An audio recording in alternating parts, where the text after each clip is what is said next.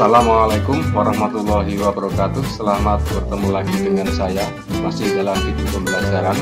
Namun kali ini saya akan sampaikan hal-hal yang perlu diketahui oleh semua yang berkepentingan dalam dunia pendidikan, para orang tua, para guru, para siswa, dan semua pengambil kebijakan di bidang pendidikan berkaitan dengan kebijakan sekolah kembali tatap muka mulai Januari 2021. Ini penjelasan saya ambil dari beberapa berita, saya tambahkan dengan penjelasan berdasarkan persepsi. Semoga pemahaman kita semakin bertambah. Ini berita pertama, sekolah tatap muka diperbolehkan mulai Januari 2021. Ini alasan dan pertimbangan pemerintah. Kemudian ada lagi berita yang berkaitan dengan dibukanya kembali sekolah mulai Januari. Sekolah tatap muka dimulai Januari 2021, tak wajib harus penuhi 6 syarat hingga batasi jumlah siswa. Kemudian ada lagi tindak lanjuti kebijakan sekolah kembali tatap muka mulai Januari 2021 mendatang. Begini keputusan Mendikbud Nadiem Makarim. Ada lagi tentang sekolah tatap muka dimulai Januari 2001, tak wajib harus penuhi 6 syarat hingga batasi jumlah siswa. Beberapa berita itu belakangan ini begitu santer kita dengar, namun akan saya sampaikan beberapa hal secara ringkas. Ini beritanya,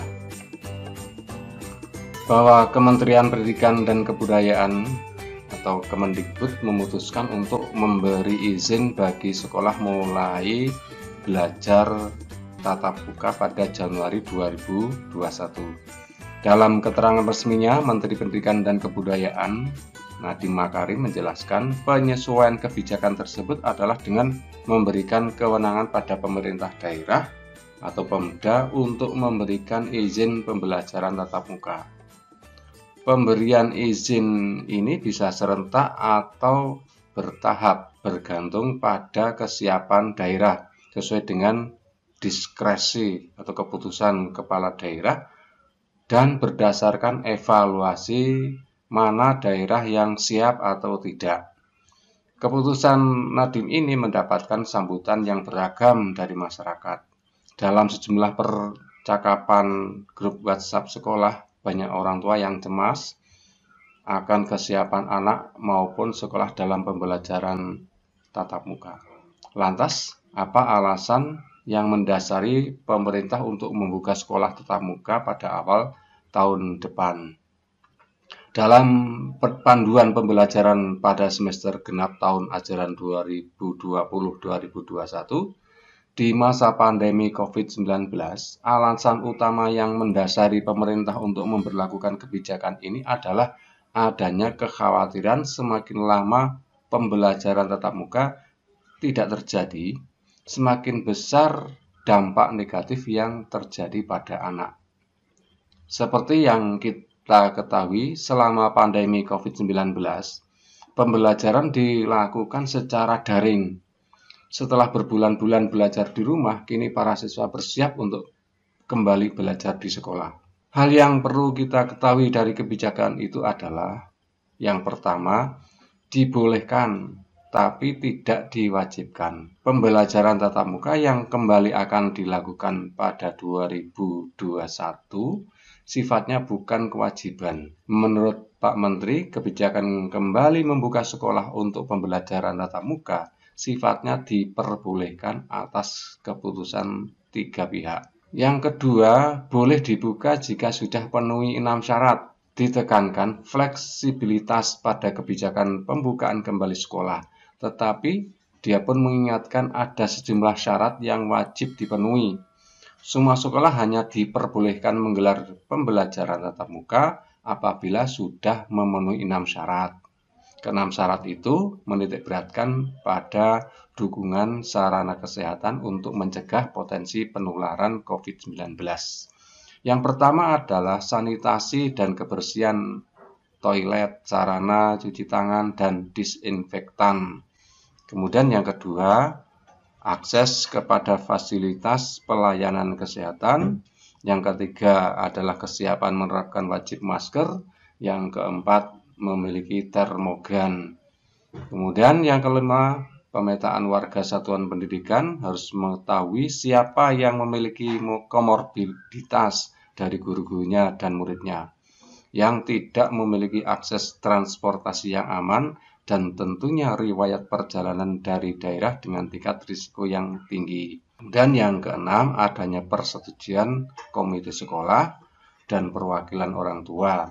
Tanpa persetujuan perwakilan orang tua, tidak diperkenankan untuk buka.